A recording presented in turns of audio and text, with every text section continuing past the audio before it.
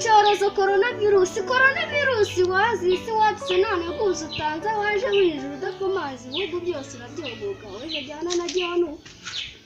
isoni zawe mbona ari nkeya kuko udatinya ibihanga ngiye mu Burayi warabasuwe naho ngo wijuru utavunyisha yewe cyangwa mubaze ubuntu uriki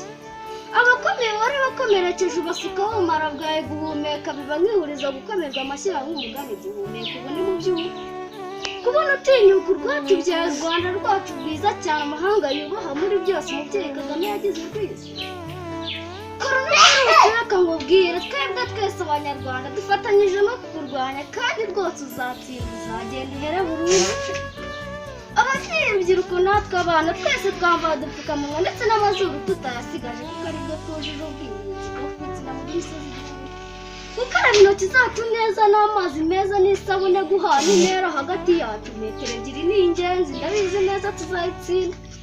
abana ukeneye kujya ku ishuri abacuruzi bagacuruza erega gusenga turabikeneye mfasha dufatanye tuyitsinde ntawe ari wowe uturukaho kandi nanjye nawe